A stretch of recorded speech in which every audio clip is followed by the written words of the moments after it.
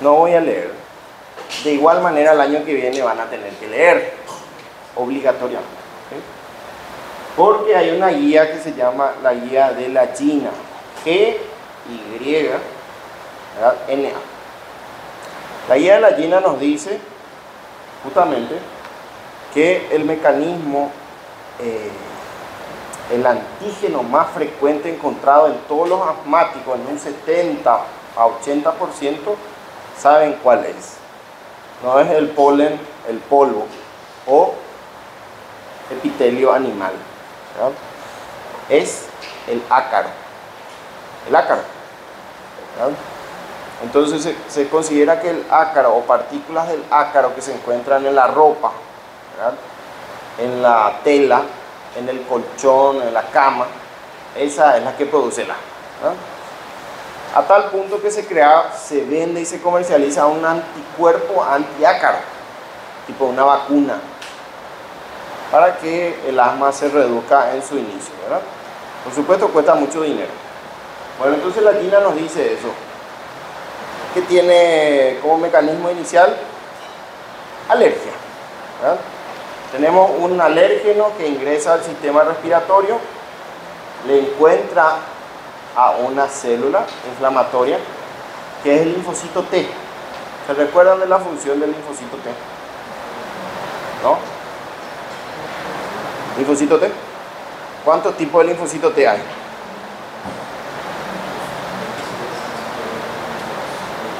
¿Dos? ¿Tres? T helper. Estamos hablando de helper o colaboradores o ayudadores. T helper 1. Vamos a dibujar porque me está incomodando su silencio. Bueno, no sé dónde está mi bolígrafo. Uno de estos tiene que funcionar, ¿no?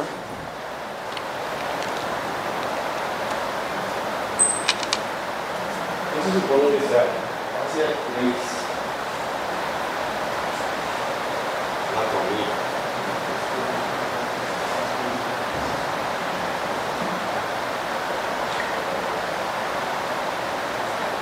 Esto es páncreas, muy raro. Bueno, tenemos vía respiratoria, ¿verdad? Bronquio, de zona asmático, ingresa un alérgeno que dijimos después del ácaro. ¿Y con quién se encuentra? Se encuentra con el linfocito T helper 2. Pero para llegar al T helper 2 tiene que ser fagocitado por una célula presentadora de antígeno. ¿Cómo se llama la célula presentadora de antígeno que viven en el pulmón?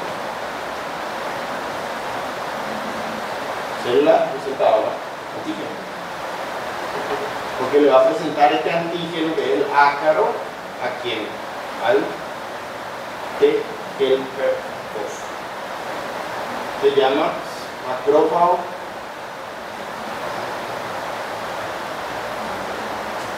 alveolares.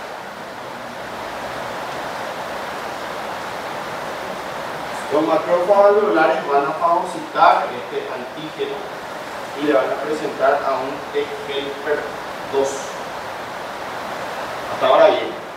Recordemos que hay un T helper 1 y un T helper 17. Son 3 helpers o ayudadores, ¿no? Bueno, el T helper es como una alarma, ¿no? Empieza a activar una sirena y llama a muchas células inflamatorias, ¿verdad? ¿Cómo los llama? ¿Cómo nos recluta? Por citocina, ¿verdad? Entonces un gran generador de citocina. ¿Qué citocina principalmente genera?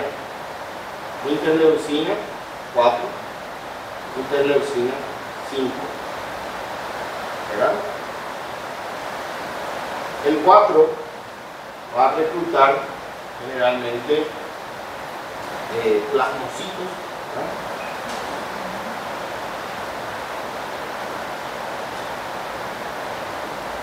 Que van a diferenciarse o generar inmunoglobulinas, ¿verdad? Principalmente IgE. Esta inmunoglobulina, no se ve muy bien, IgE, van a estar diseñadas frente a este antígeno del ácaro. O sea, solamente van a responder si vuelve a aparecer el ácaro. No están configuradas para activarse si viene polen, polvo, veneno o lo que sea. Solamente ácaro, ¿entienden? Entonces, estas inmunoglobulinas que tienen más o menos una forma de Y, necesitan ir a enclavarse en otra célula que se llama justamente nuestro mastocito, ¿verdad? Nuestro mastocito, y viene acá en nuestra inmunoglobulina y le marca. Ahora nuestro mastocito está marcado con IgE, ¿verdad? Producida vía interleucina 4 frente a un ácaro. Si vuelve a aparecer un ácaro, se van a encastrar acá,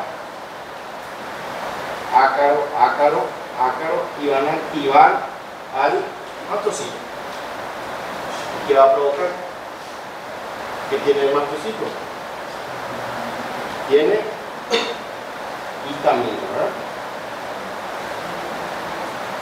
¿Se recuerda de la función de la histamina? ¿Qué tiene que hacer la histamina del organismo? Vasodilatación. ¿Qué más? Produce un gran vasodilatador, aumenta la permeabilidad capilar, ¿verdad? Tiene tendencia a producir hipotensión, vasoplejía, colapso, ¿verdad? Y de ahí viene la anafilaxis. Solamente que en estos pacientes su repercusión es más pulmonar. O sea, va a producir vasocongestión, vasodilatación, bronquio pulmonar. Bueno, por el otro lado, la interleucina 5 se especializa en reclutar, ¿qué cosa? Eosinófilos. Por eso los eosinófilos son abundantes en el asma y en las alergias. La alergia. Esto es un fenómeno alérgico. Bueno, entonces tenemos una fase aguda y una fase crónica del asma. La fase aguda es por este mecanismo inflamatorio agudo, por vía interleucina 4, y la fase crónica se encarga de los eosinófilos, que lo que hacen es destruyen la arquitectura bronquial. Hipertrofia, hiperplasia, fibrosa, ¿verdad? Y reducen la capacidad de contraerse. ¿Entienden? O sea, esto es dañino. Esto es dañino. Entonces, ¿qué dice la Gina? Ustedes como médicos se van a encargar de hacer todo lo posible para que el asma no se active. O sea, vamos a frenarle al asma. ¿Hay un tratamiento profiláctico? Sí. ¿Verdad? Entonces, por cualquier motivo, ustedes van a tratarle al paciente no solamente para sacarle el asma, sino para prevenir una. ¿Qué pasa si no prevenimos? Va a venir el eosinófilo y va a destruir nuestra arquitectura bronquial. Eso es lo que ocurre literalmente en un asmático. Sin embargo, en el ECO, el paciente fuma por muchos años y las sustancias tóxicas del humo se van a generar un daño arquitectural, estructural, profundo y superficial del epitelio bronquial. ¿Cuál era el epitelio bronquial?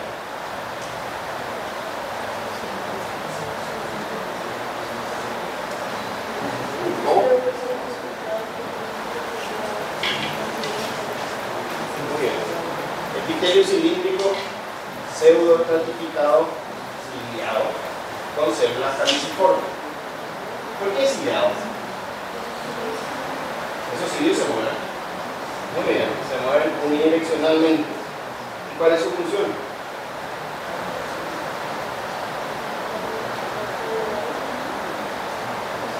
Todo bien. Se mueven solamente en un sentido. Solamente se mueven hacia arriba. ¿Y cuál es su función? Remover moco y partículas. Hay una enfermedad en la cual no se mueven esos cilios. Y es una enfermedad congénita y ocasiona mucha infección. Se infectan constantemente. Bueno, ese humo de tabaco va a empezar a dañar esa estructura bronquial, va a producir hiperplasia, hipertrofia, células o glándulas submucosas y va a haber gran producción de moco, de moco. A su vez, va a dañar la estructura de soporte pulmonar elástico y va a ocasionar enfisema. Enfisema. ¿Cuál sería la definición del enfisema? ¿Saben cuál es? Aquí le llamamos enfisema pulmonar, que forma parte del EPOC. Tenemos dos posibilidades, enfisema y bronquitis crónica. Ya saben cuál es la definición. El enfisema es un diagnóstico patológico, o sea, necesita una biopsia. Dice que es la dilatación irreversible de los espacios aéreos distales al bronquiolo terminal. ¿Recuerdan los bronquiolos terminal? Respiratorio, saco alveolar. Esa era la distribución anatómica, ¿verdad?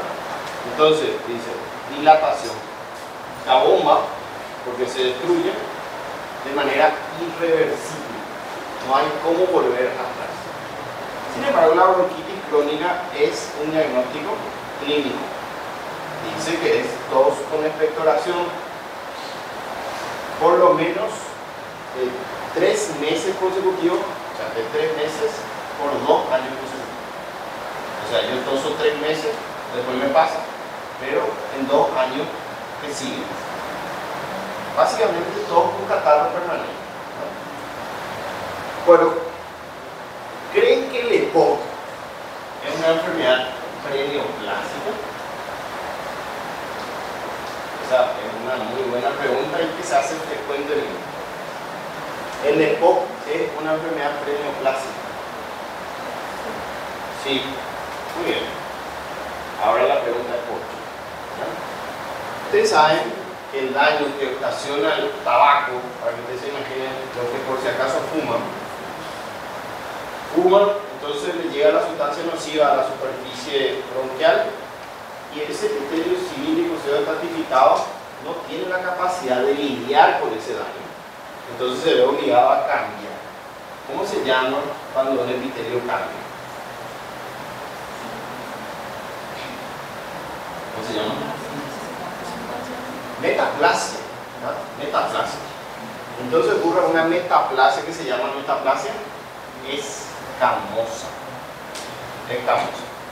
Ese epitelio cambia a un epitelio plano, estratificado, que es mucho más duro, mucho más fuerte, pero tiene un problema detrás. Ese epitelio tiene gran capacidad de mutar. O sea, al cambiar ya viene con un condimento que es la capacidad de mutar, de convertirse en un epitelio maligno. Y de ahí viene que fumar produce cáncer. ¿Cuál es el mecanismo por el cual pasa? El cambio epitelial, que finalmente termina en una metaplasia escamosa con amplias posibilidades de mutar. De mutar hacia un cáncer escamoso, ¿verdad? Y también de células pequeñas, células grandes, etc. Bueno, estas dos patologías se caracterizan porque ambos tienen inflamación crónica de por medio, solamente que el asma es en episodio, o sea, por una semana el asma se complica, se pasa, vive normalmente. Sin embargo, el EPOC siempre está obstruido. Bueno, ¿qué más? Esto ya hablamos, es una enfermedad inflamatoria crónica de las vías respiratorias. Fíjense quién se mete, TGLP2, ¿no? Atiendan bien, porque no creen que estoy hablando a cada media hora en vano, a salir en eso, ¿no? Y nos dice células cebadas, que también son llamadas mastocitos. Mastocitos. ¿Por qué se llaman células cebadas? Primeramente se llamaban células cebadas y después cambiaron a mastocitos. Bueno, cebada viene del término cebar, ¿verdad? Se pensaba que las células cebadas irrigaban a los vasos, pero se dieron cuenta que no tenía nada que ver con la irrigación de los vasos, o eran los vasovasolos, ¿verdad? Pero no eran células inflamatorias. ¿Y por qué a la hipersensibilidad de tipo 1 se llama rápida? Porque los mastocitos están al lado del vaso sanguíneo, vecino, colega, ¿verdad? Bueno, acá tenemos histamina, leucotrienos y prostaglandinas, que van a ser liberados y van a producir broncoconstricción, fuga microvascular y exudación del plano. O sea, va a haber escape de fluido al intersticio bronquial. Histamina es un potente vasodilatador, prostaglandina potente aumento de la permeabilidad, y este leucotrieno es el más potente broncoconstrictor que existe. Bueno, y ustedes dirán, ¿no sería conveniente crear un antileucotrieno para reducir la broncoconstricción? Y se creó.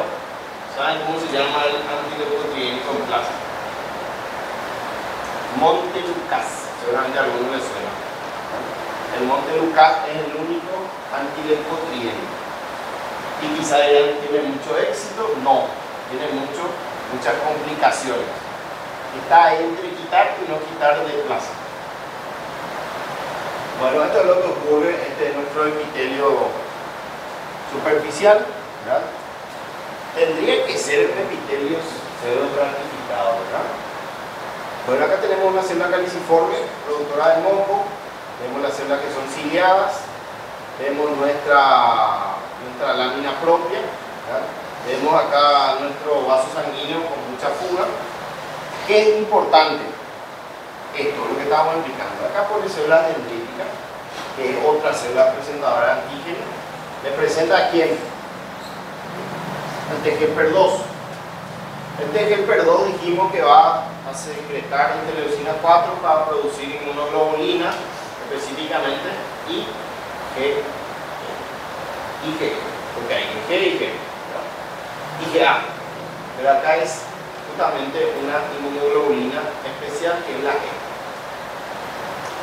Bueno, va a reclutar esta inmunoglobulina, va a fabricar y van a incrustarse en las células cebadas o mastocitos. Estos anticuerpos son sensibles solamente al antígeno que mencionamos, que era ácaro, ¿verdad? Hay personas que son alérgicas al pasto, se caen al pasto y un desastre. Bueno, y también interleucina 5, que va a reclutar eosinófilos para el proceso crónico. Algo importante es ver acá una rama nerviosa.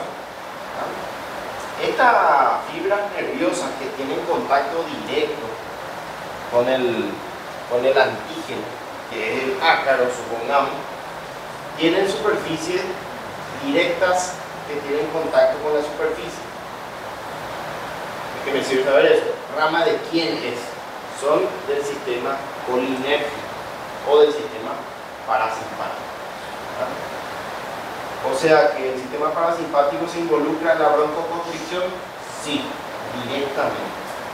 Es ahí que se justifica. Imagínense este circuito inflamatorio, por más que sea rápido, va a tardar unos minutos. ¿Y cuánto tiempo? 15 minutos. Para que se manifieste de manera florida. Sin embargo, los asmáticos, al tener contacto con el antígeno, prácticamente desencadenan una respuesta inmediata con broncoespasmo. ¿Cómo se justifica eso? Por el sistema colinérgico. Tiene contacto, envía señal al cerebro y automáticamente se contrae, ¿verdad? Es ahí donde uno de los tratamientos para el asma bronquial es los anticolinérgicos. El más utilizado es el bromuro de ipratropio, seguramente ya algún momento escucharon, es un fármaco anticolinérgico. Bueno, en este contexto de farmacología bronquiopulmonar tenemos distintos fármacos con distintas vías de administración. La primera es la vía inhalatoria, ¿verdad? Van a ver unas pistolas, ¿verdad? Unos dispositivos que son unos puffs o aerosoles que vienen en colores llamativos como azul o celeste, que son los disparadores de fármacos en aerosol, ¿verdad? Esos dispositivos se llaman dispositivos a dosis presurizada o a dosis medida, ¿verdad? Vamos a ver cómo se comporta. Bueno, nos dice que es la vía preferida para administrar beta-2 agonistas. ¿Se recuerdan del sistema beta adrenérgico? Cuando vimos en los primeros tiempos de farmacología, hablamos de los beta bloqueantes. ¿Se recuerdan? Bloqueaban a los receptores beta 1, beta 2. Si bloqueamos al receptor beta 2, ocurría broncoespasmo. Pero si agonizamos, o sea, favorecemos con este señor beta 2, produce broncodilatación. ¿Entienden? Eso era el problema si usábamos beta bloqueantes no cardioselectivos, porque ocasionaría broncoespasmo en personas asmáticas o EPOC. Por eso había que tener cuidado. ¿Hay alguna forma de evitar ese broncoespasmo? Sí, si usan beta 1 selectivo. ¿Se recuerdan? Por ejemplo, bisoprolol, metoprolol, nebivolol son beta 1 selectivos. Entonces van a ir refrescando otra vez su memoria sobre los antihipertensivos y antiarrítmicos. Bueno, entonces tenemos beta 2 agonistas. El más conocido, para que ustedes se vayan familiarizando, es el salbutamol. Muy utilizado. También vienen corticosteroides por vía inhalada. Ya habíamos dado que los corticosteroides tienen una serie de complicaciones. O sea, usar corticoides versus no usar, sería más conveniente no usarlo, porque producen gastritis, osteoporosis, inmunodepresión, destrucción de la piel, se afina la piel, se distribuyen las grasas, aumenta de peso, aparece acné, hirsutismo, una serie de eventos muy catastróficos. Pero en este caso, la vía inhalatoria no se sistematiza. ¿Qué quiere decir eso? Ingresa a la vía aérea y se queda en los bronquios. No ingresa a la sangre. Esa es una ventaja de la vía inhalatoria. O sea, podemos usar perfectamente corticoides inhalados, sin repercusión sistémica. O sea, no van a tener hirsutismo, Cushing, acné, etc. Bueno, la ventaja principal dice que la inhalación de estos fármacos se suministra por vía respiratoria, por vía inhalatoria, que son eficaces con mucho menor riesgo de efectos secundarios sistémicos, que es lo que estábamos diciendo, ¿no? Además, los fármacos broncodilatadores inhalados tienen un inicio de acción mucho más rápido que por vía sistémica. O sea, tiene dos ventajas: menor riesgo de sistematización o de efectos secundarios sistémicos, y también la rapidez en el cual inicia. Bueno, entonces tenemos dos ventajas. Hay un tema que es el tamaño de las partículas. Muchos no le hacen tanto caso a esto, pero es muy importante. Nos dice que es un aspecto crítico para determinar el depósito a nivel respiratorio. Lo que queremos es que esas partículas aerolizadas vayan al bronquio y lleguen lejos, no que se quede por el camino o se quede por la boca, porque muchos piensan que si aplican en la boca se va a ir a los bronquios. Sin embargo, gran cantidad de las partículas se queda todo en la boca. ¿Cuánto es el tamaño ideal? 2 a 5 micrómetros de diámetro aerodinámico de masa. Bueno, ¿y cómo vamos a medir eso? ¿Hay algún dispositivo? Sí. Generalmente, cuando disparamos el dispositivo, vamos a mostrarles cuál es el dispositivo. Acá vemos. Ya vieron esto. Por lo menos en novelas o películas, ¿verdad? Siempre hay algún asmático que usa esto. Van a ver que el fármaco viene encastrado a este dispositivo, que es el dispositivo a dosis medida.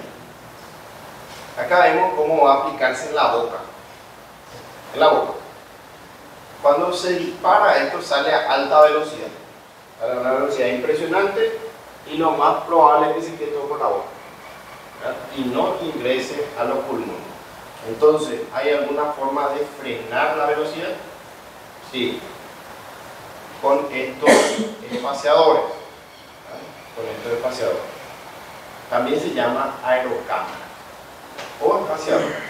Lo que hacen es reducir la velocidad de disparo a modo de que las partículas se coloquen de manera uniforme e ingresen de una velocidad correcta con el tamaño correcto de partículas.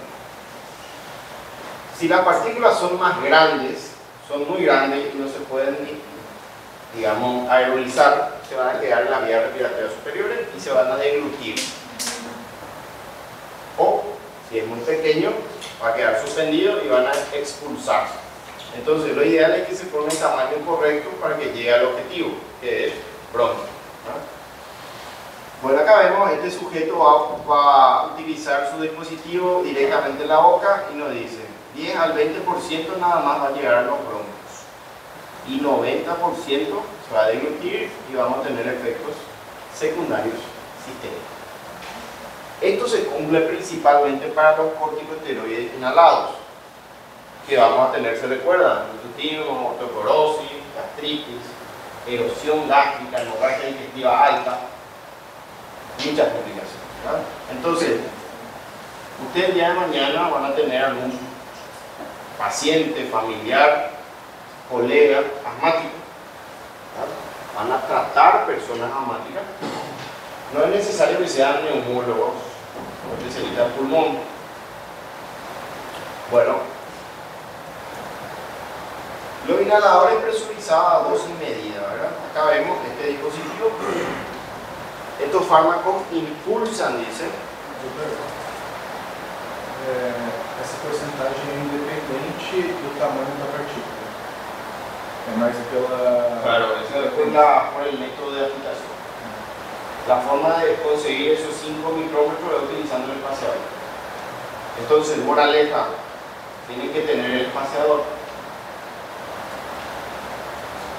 En la medicina, ustedes pueden saber la teoría, ¿verdad? Manejan la teoría. Pero, viene un paciente, ¿qué características clínicas va a tener para que ustedes digan es un ácido? Primero, vemos que el asma es más en niños y adolescentes, ¿verdad? O sea, vamos a encontrar un niño pequeño y un adolescente raro en adultos, más raro, pero por supuesto existe, ¿verdad? Bueno, sin embargo, en EPOC vemos que es a partir de 50, 40, 50 años para arriba. Entonces cambia el grupo de etario. Tenemos jóvenes y tenemos los adultos mayores. ¿Entienden? Para empezar, vamos a encontrar fenómenos de broncoobstrucción. O sea, ¿cómo creen que le van a ver a un asmático en crisis? ¿Qué características va a tener? Le van a mirar y van a ver qué cosa. Muy bien, dificultad respiratoria, taquipnea. ¿Cuánto? Y va entre 50 y 60 respiraciones por minuto. Muchas, va a estar más o menos aquí, ¿no? Su pulmón va a tener tirajes, se va a hundir, ¿verdad? La superficie intercostal, supraclavicular, subcostal, ¿verdad?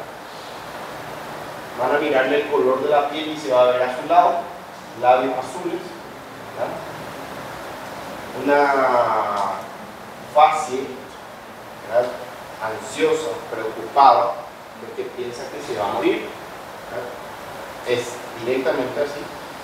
Van a ponerle un oxímetro de pulso, conocen el dispositivo, ¿verdad? Van a mirar y va a estar muy bajo la saturación, 80, 70, 60. Y van a ocultarle el tórax con su estetoscopio y van a escuchar sibilancias, o sibilo, o silbido, o proceso broncoaspiratorio. Entonces ahí dice, esto probablemente sea un asma, necesitamos tratarlo ya. ¿Verdad? ¿Qué usamos? Necesitamos un beta-2 agonista en primera instancia, ¿verdad? Ahora, el siguiente paso es cómo indicamos, ¿verdad? ¿Cómo se indica un fármaco? Primeramente, esto es universal para cualquier fármaco, ¿verdad? Colocamos el nombre genérico. Creo que en un examen salió el nombre genérico y me pusieron nombres comerciales. Genérico es su droga o su nombre de la droga original, ¿verdad? Salbutamol, en este caso beta agonista de acción corta. Ponemos la dosis. ¿Cuánto queremos que se administre? Normalmente viene 100 microgramos. 100 microgramos. Si es aerosol, por disparo. Ustedes aplican un ese es 100 microgramos. ¿Entienden? Por eso dice dispositivo a dosis medida. Cada dosis tiene una, o sea, cada disparo tiene una dosis efectiva. 100 miligramos y especificamos cómo queremos la fórmula. queremos aerosol, ¿no? Porque también hay jarabe y también hay gotas, pero yo quiero aerosol, ¿verdad? Decimos cuántos disparos queremos cada cuánto tiempo. Entonces queremos 2 disparos o 2 puffs por aerocámara, por favor. Para eso tienen que solicitar la aerocámara. Hay adultos y hay de niños, ¿verdad? ¿Y cada cuánto? Quiero que se haga esto cada 6 horas. Es muy importante que si ustedes no entienden este número 2, puede ser 1, tiempo, 2, o 2 disparos uno detrás del otro. Muy importante. Colocan la aerocámara, si es posible, con máscara facial, no el que va directo a la boca. Cierran bien herméticamente la cara, la máscara por la cara. Colocan en el extremo distal, vamos a ver si tenemos el dibujo. Ahí tenemos. En el extremo distal colocamos nuestro inhalador, agitamos para que se distribuya bien la partícula y posteriormente un disparo con la boca abierta en posición horizontal. No puedo hacer acostado ni boca abajo, tiene que ser en posición recta, porque si no, no funciona el disparador, no se va. Eso es un dato muy importante. Bueno, un disparo con la boca abierta en inhalación, ¿verdad? ¿Por cuánto tiempo? Y 10 segundos. 1, 2, 3, 4, 5, 10 segundos. Y el siguiente disparo, otra vez 10 segundos. Ahí recién se completa 2 disparos. ¿Por qué les digo esto? Una vez teníamos un paciente asmático y no mejoraba. No mejoraba, no salía, siempre estaba con sibilancia, mala mecánica. Estábamos en recorrida y llega la licenciada, 4 disparos ya. Y se va. Espera un poco, licenciada, así no se hace. No va a funcionar luego su medicamento. Hay un estudio que ustedes saben que en Paraguay hay un instituto, que es el Instituto Nacional de Enfermedades Respiratorias, que se llama INERAM, no sé si conocen. Bueno, ese estudio ese instituto hizo un estudio y trataron de demostrar si los médicos saben utilizar esto. Y saben que encontraron el 50%, no digo estudiantes de medicina ni internos, digo médicos. El 50% de los médicos no saben usar. ¿No saben usar? O sea, lo primero es que parte de lo que tienen que ya traer esa información. Se demostró que el 80 a 90% de los pacientes no saben utilizar.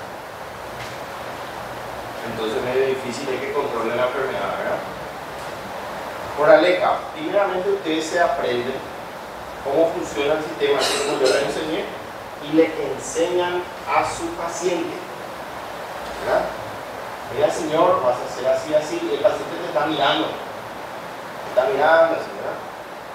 ¿Entendiste, señora? ¿Entendiste? A ver, hace ahora. Todo mal, no saben ni cómo colocar. Entonces se dan cuenta que jamás entendió nada de lo que le dijeron. Entonces le comprueban si realmente entendió lo que le dijeron. ¿Verdad? Hace poco hice un estudio, no hace poco, el lunes. Así como estoy hablando acá, estaba explicando, estaba hablando. Bueno, ella habló poco, vino más o menos 30% de la población de la clase. Y para el final de la clase se quedó un 5%. El resto se jugaron. Estoy acostumbrado. ¿Verdad? Pero me salí con una sorpresa. ¿Verdad? La presencia va a valer 15 puntos para el final. 15 puntos va a valer, ¿verdad? Para el final. Y tengo una serie que tiene una ausente por todos lados, ¿verdad? Le digo, bueno, a partir de ahora van a quitar 3 puntos principales, van a anotar y va a valer 3 puntos. La mayoría no sabía de qué estaba hablando anteriormente. Quiere decir que me estaba mirando y entraba acá y salía en otro lado. No me estaban prestando atención. Les regalé 3 puntos. Pero en la mayoría quedó en un empate a 0. O sea, lo que me di cuenta es que están presentes, pero no atienden y no entienden. Entonces traten de invertir su tiempo. Si realmente vienen a clase, traten de quitar provecho. Y si me dicen, mira, no entiendo nada de lo que está diciendo, levanta la mano. No pasa nada, volvemos a explicar. Pero es preocupante. ¿Y saben qué año es? Quinto año. No es ni tercero ni cuarto, es quinto. Tienen 3 meses para convertirse en médico interno. Bueno, una anécdota. Doutor, você estava falando sobre a crise asmática. Aqui no Paraná é comercializado Montelair. Como? Montelair. Aqui é comercializado a medicação. Porque eu sou asmática. Toda vez que eu tinha crise, eu tomava a medicação da crise. E daí depois da minha crise com falta de ar e tudo mais, quando eu começava a entrar numa crise leve, eu começava a tomar o Montelair, que é uma medicação que praticamente todos os doutores do Brasil passam por uns 9 meses para fazer uma fortificação pulmonar, eles dizem. E eu tomei a minha vida inteira. Esse é o nome genérico. É, Montelair. É um comprimido que você toma por uns 9 a 6 meses. ¿Por día o por mes? Por dia. Por día. Pero habría que ver qué es, ¿verdad? Puede ser que acá no exista o que exista en Seja outro nome. otro nombre. Porque lo que más se parece a eso es Monteluká, por ejemplo, pero es Montelair. Hay que ver qué es, ¿verdad? Como les dije, esa guía ya nos dice todos los pasos que se tienen que seguir. Bueno, las cámaras espaciadoras, ¿qué son estas? Estos dispositivos es una condición, no es una alternativa, es una condición. Sí o sí tienen que venir con su cámara espaciadora, o si no, no va a funcionar el medicamento. ¿Sí? Recuerden que esta es una enfermedad grave. Varias personas fallecieron. No sé si les conté la señora que estaba duchando, se estaba bañando en su casa. ¿Les conté? ¿Conocen la ducha que es eléctrica? Que no tiene el termocalefón.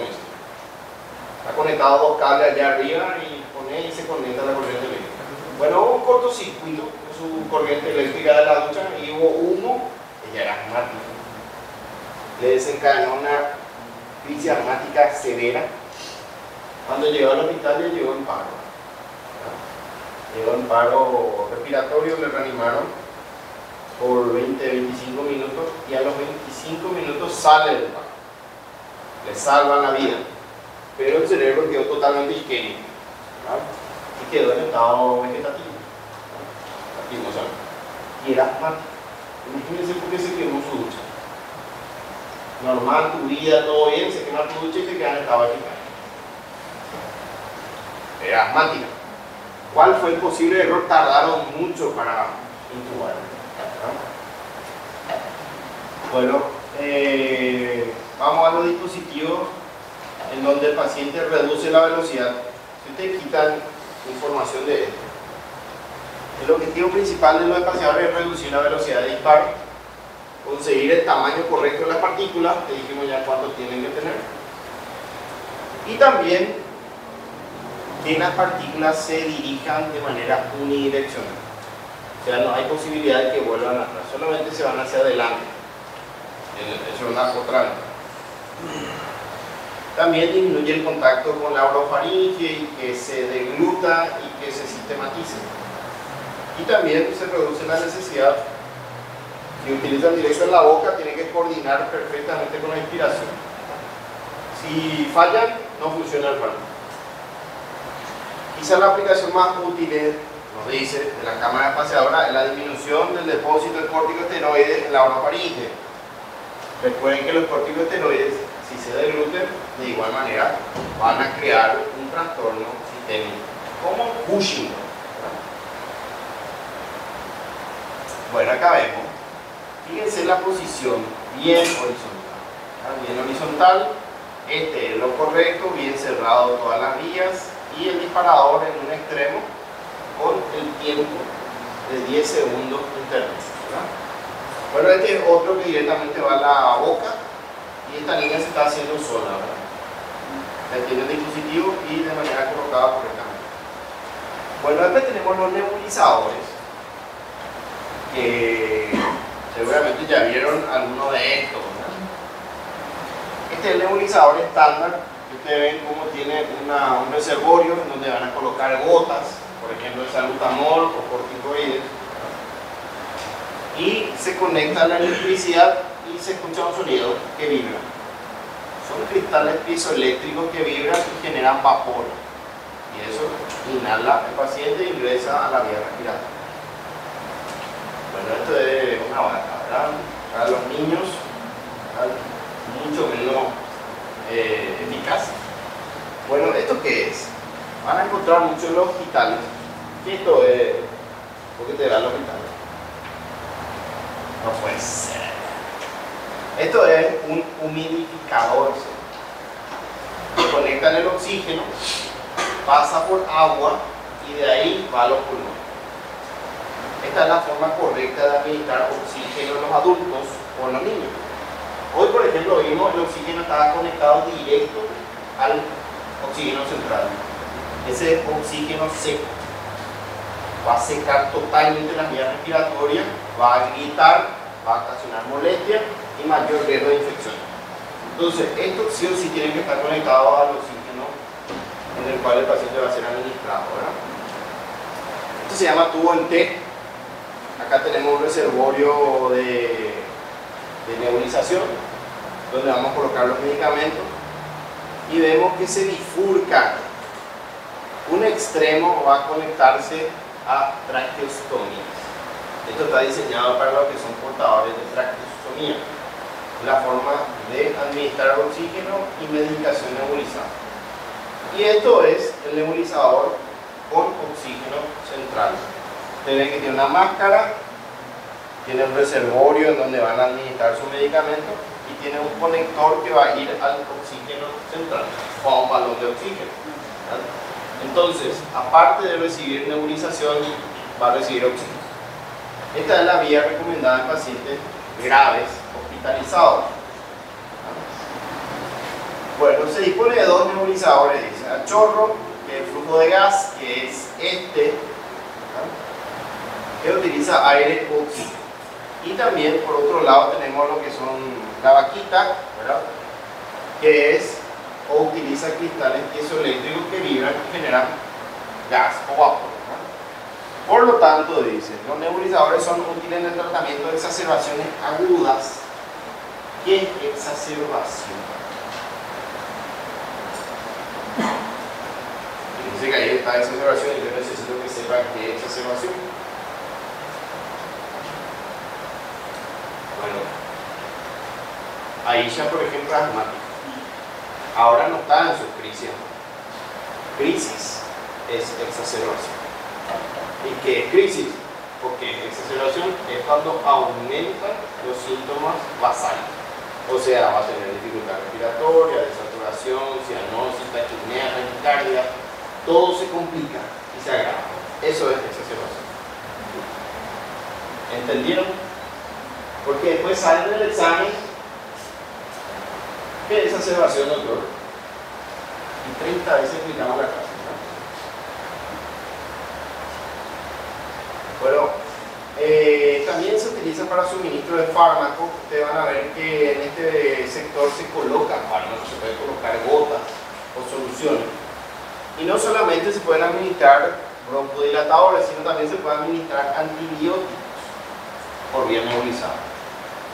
Uno de los grupos antibióticos que más se administran son los aminoglucósidos, ¿verdad? ¿Para qué? Vamos a ver más adelante que se utilizan para los gram negativos. Para gram negativos. Bueno, la vía oral es una vía muy desplazada, que es reservada para pacientes con incapacidades, ¿verdad?, que no pueden utilizar el dispositivo o no tienen disponible. Nos dice que la dosis efectiva versus o comparativamente con la inhalada es 20 a 1. O sea, un inhalador equivale a 20 de vía oral, ¿no? Nos dice la vía inhalatoria es la preferida siempre. La vía oral debe reservarse con pacientes que no tengan capacidad de usar el inhalador. Por ejemplo, niños pequeños o personas que tengan trastornos motores de la mano, por ejemplo, como artritis reumatoidea grave de mano. Pero ustedes ven que es muy condicionado el radial. Prácticamente si no tienen otra opción. Y la vía parenteral reservamos para los pacientes que están graves, ¿verdad? Están con una crisis, con una exacerbación, y vemos que los efectos secundarios son mucho más frecuentes porque las concentraciones son muy altas, ¿verdad? Entonces, en una crisis asmática grave, en un EPOC reagudizado, la vía principal va a ser la parenteral. ¿Para qué? Para administrar corticosteroides. Ya digo. Ahora les pregunto, si vamos a ser objetivos, si vamos a ser críticos, ¿no? Tenemos por un lado un asmático y por otro lado una enfermedad pulmonar obstructiva crónica. ¿En quiénes van a usar un corticosteroide parenteral? ¿En el asmático o en el EPOC? O en los dos, no importa, da lo mismo. ¿Cuál sería la respuesta?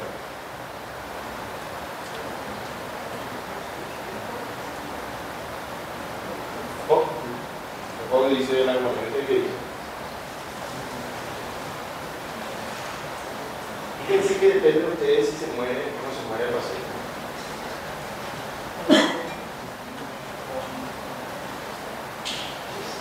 Opiniones. Allá en área posterior. Fíjense que le voy a preguntar eso en el examen.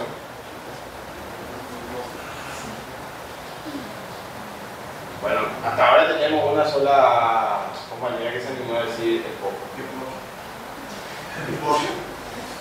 Tenemos un segundo compañero. Este es el momento de equivocarse. Julio, ¿verdad? ¿Quién? Me confundí por dos. No. Solamente uno segundo. Y es en el asma. Y nos preguntamos por qué. Y la respuesta está en lo que expliqué 15 minutos acá. Porque esto es inflamatorio. El asma es inflamatorio. ¿Y qué son los corticoides? Antiinflamatorios. Muy bien. Muy bien, ahora vamos al DPOC, ¿verdad? ¿Y por qué en el DPOC no? Tiene una exigencia.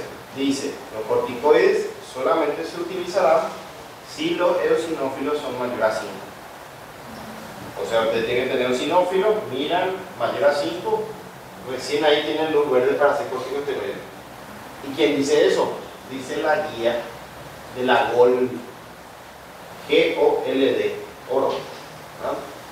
Esa es la guía que se encarga del EPOC. Entonces, ¿conviene o no hacer un EPOC? No. ¿Por qué? Porque da más efectos adversos que beneficios. ¿Verdad? Vamos a ver que eso es totalmente independiente y distinto al asma. Entonces, los corticosteroides por vía parenteral van a ser utilizados mejor y con mayor justificación fisiopatológica en el asma. En el asma. Bueno, eso ya se van a aprender ahora. Necesito que ya vayan aprendiendo con las clínicas porque me va a ser mucho más fácil el año que viene si no volvemos a ver, no sé, ¿verdad? Para su comprensión y su entendimiento, ¿verdad? Entonces ya vayan ojeando lo que es patología para entender mejor la farmacología, ¿sí? Pues si no, esto queda suspendido, así como los aerosoles de bajo tamaño van a desaparecer, ¿verdad? Bueno, vamos directamente a los fármacos. Aparte de los corticosteroides parenterales o en aerosol, que acá no figuran, ¿verdad? Tenemos que usar broncodilatadores. Tenemos la musculatura lisa de por medio. Necesitamos algo que tenga receptores sobre la musculatura lisa y algo que interfiera con ese sistema colinérgico. ¿verdad? Tenemos 3 fármacos broncodilatadores en clase. Lo que dije del músculo liso ya está acá. En primer lugar, los beta-2 agonistas o beta-adrenérgicos, ¿verdad? También se denominan simpáticos miméticos. En segundo lugar, un fármaco que prácticamente está desplazado, ya no van a encontrar. Si lo encuentran es muy raro, que son las metilxantinas. Uno de los más conocidos por vía oral es la teofilina. En un tiempo salió de circulación y ahora volvió. Está otra vez en plaza la teofilina, ¿verdad? Y por último, los anticolinérgicos o antimuscarínicos, que se recuerdan del sistema nervioso que inerva a los bronquios, van a bloquear ese sistema nervioso, ¿verdad? Ya hablamos de hipertrofia. Bueno, nos dice en asmáticos, ya saben cómo funciona el asma, ¿verdad? El tratamiento broncodilatador preferido son los beta-2 de acción inhalada, ¿verdad? Porque son los más potentes broncodilatadores. Hasta ahora no hay uno más potente que él, ¿verdad? No existe, ¿verdad? Tienen efectos secundarios mínimos cuando se administra de manera correcta, ¿verdad? Tenemos la noradrenalina, pero este viene en ampolla, ¿verdad? A la adrenalina, al isoproterenol, y acá sí aparece el salbutamol, ¿verdad? Salmeterol y formoterol. Este es de acción corta, ¿verdad? Y estos dos son de acción prolongada, duran mucho tiempo, su vida media es mucho más larga. Vamos a ver enseguida, ¿verdad? ¿Cómo actúan? Actúan sobre la vía adenilciclasa, sobre el AMP cíclico. Esto desencadena una respuesta química que va a ocasionar finalmente la relajación del músculo liso bronquial y la corrección de ese broncoespasmo, ¿verdad? Bueno, los beta-2, ¿tú ya tuviste crisis asmática? ¿Verdad? ¿Es más frecuente en el verano o en el invierno? Depende muito, porque o meu ataque, principalmente, eu tenho muita alergia à formiga, é quase chegando no grau 4. E A la hormiga. Então, os dois são desencadeantes da minha hay más hormigas en verano, ¿verdad? Daí é sempre, por exemplo, na divergência do verão para o inverno. Não é necessariamente no inverno, minha crise. Estadísticamente es más frecuente en invierno, porque ustedes saben que el frío es un antígeno, ¿verdad? Entonces suele haber muchos casos de asmáticos, ¿no? En el frío, no en invierno, en el frío, porque hay invierno, ahora son calurosos los... Bueno, la agonista produce broncodilatación de estimulación directa, se van a actuar directamente sobre el músculo y también relajan tiras del tejido pulmonar y bronquio humano, o sea, no solamente sobre el músculo, sino también sobre el parénquima y sobre la estructura. O sea, es un mecanismo bastante complejo, ¿verdad?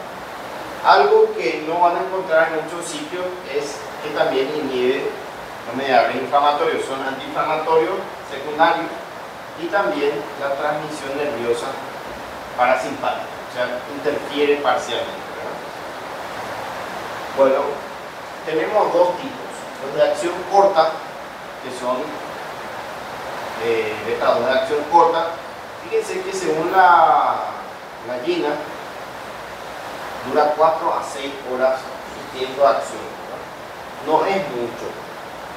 ¿De qué nos sirve esta información? Que cada disparador de salbutamol tiene que ser utilizado en un periodo de 4 a 6 horas máximo para que sea efectivo, ¿no? No pueden usar cada 2 horas.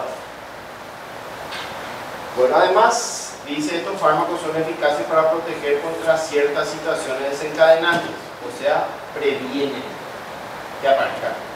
Por ejemplo, si van a hacer ejercicio, van a ir a trotar, saben que son asmáticos, entonces 2 disparos de beta-2 agonista de acción corta va a hacer que no tengan una crisis asmática, ¿verdad? Frío o alergia, ¿verdad? Bueno, generalmente estos fármacos son utilizados para exacerbaciones o crisis, ¿verdad? Acá nos dice que la vía recomendable de utilización es la nebulizada, pero con oxígeno central, ¿verdad? ¿Cuáles son los ejemplos? Salbutamol es el más utilizado, levalbuterol, metaproterenol, el proterenol y la terbutalina. Estos dos son los más utilizados, terbutalina y salbutamol, ¿no? Bueno, este es variable su precio. Van a encontrar entre 40.000 y 80.000 guaraníes, pero no es tan barato también. Viene de 100 microgramos por disparo y generalmente calcula entre 100 a 200 disparos por frasco. O sea, ya viene configurado para eso. Lo de acción prolongada, existen fármacos que duran mucho tiempo. ¿Cuánto tiempo? 12 horas, ¿verdad? Entonces su vida media es mucho más prolongada y tenemos al formoterol o formoterol, salmeterol y el arformoterol. Hay una nueva recomendación que todavía acá no está actualizado, que dice: el formoterol es similar al salbutamol, se puede utilizar como fármaco controlador. Hoy es el fármaco emblema del año, ¿verdad? Ustedes pueden tratar exacerbaciones, crisis con formoterol, por más de que sea de acción prolongada. Entonces, ¿para qué inicialmente se utilizaba lo de acción larga? Para controlar el asma. ¿Qué significa controlar? Prevenir. Entonces ustedes usaban su método de acción prolongada todos los días de su vida para evitar el asma, ¿no? Y los de acción corta solamente para las crisis o exacerbaciones, son fenómenos, ¿no? Bueno, tenemos, y con esto nos vamos al receso porque estamos ya un poco sedientos de coincidencia. Bueno, ¿qué yo me espero con los beta-2 agonistas de acción corta? Y esto es muy importante. ¿Por qué? Porque en nuestra sala hoy, por ejemplo, tenemos 18 pacientes y la mitad utilizan beta-2 agonistas de acción corta. O sea, un fármaco muy utilizado, pero muy utilizado. Entonces, lo que se utiliza mucho, yo tengo que saber mucho más que todo lo demás. Temblor. Hay veces, ya nos pasó varias veces, el paciente asmático viene a la consulta, dificultad respiratoria, y usted ve en su mano está temblando, ¿verdad? ¿Y por qué está temblando? Porque ya se hizo muchísima dosis en la casa de salbutamol y no mejora. Entonces ustedes ya ven que se sobredosificó en la casa y solamente están mirando. Es un temblor preferentemente en manos, ¿verdad? En reposo, y es un efecto directo sobre el músculo estirado, ¿verdad? Al igual que los beta-bloqueantes, o en contrario de los beta-bloqueantes que producían bradicardia, pero broncoespasmo, acá producen taquicardia, pero bronchodilatación, ¿verdad? ¿En qué pacientes, en qué enfermedades tendríamos cuidado en usar un beta-2 agonista? O un salbutamol, o un salmeterol. En pacientes con arritmias, ¿no? Entonces nos hacemos la pregunta si tiene o no una arritmia, porque este fármaco puede desencadenar una arritmia, es arritmogénico, ¿no? Principalmente la fibrilación auricular, ¿no? Porque dispara y se complica la cardiopatía, ¿no? Algo muy interesante es la hipopotasemia. El salbutamol consume potasio. O sea, todo paciente asmático tiene que monitorizar el potasio porque va a empezar a bajar. Va a empezar a bajar. ¿Y cuáles son las manifestaciones de hipopotasemia?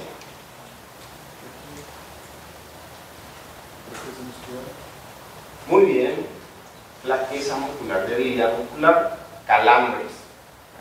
Esas lesiones dolorosas o electrificantes, esas son señales de hipocalemia, ¿verdad? Y finalmente tiene trastornos motores gastrointestinales, tiene tendencia al estreñimiento. Bueno, entonces por eso hay que monitorizar el potasio, pero si ustedes ven, esto sería un tratamiento para la hiperpotasemia, ¿verdad? Si produce hipopotasemia, podríamos usar en la hiperpotasemia. ¿Y quiénes tienen hiperpotasemia? Generalmente se vincula con enfermedad renal crónica. los pacientes que tienen trastornos urinarios, de drenaje urinario, tienen mucha tendencia a subir el potasio, y el potasio sí es mucho más peligroso que la hipopotasemia, ¿verdad? Porque es cardiotóxico, produce arritmias ventriculares. Entonces, este es el primer tratamiento para la hiperpotasemia. El segundo, ustedes saben que la insulina, justamente hoy estamos hablando de eso, aparte de meter glucosa dentro de la célula, mete potasio y mete triglicéridos. O sea, la insulina es tratamiento para la glucosa, para el potasio y para el triglicérido. Todo mete dentro de la célula. Entonces, otra medida hiperpotasémica es la insulina, que solamente se usa en diabéticos, ¿verdad? Pero en este caso, ustedes pueden equilibrar con glucosa. Y finalmente, inquietud, el paciente puede estar inquieto, ansioso, y también hipoxemia por pérdida de la ventilación, perfusión, ¿no? Bueno, vamos a tener un receso para entrar en metilsantina. Creo que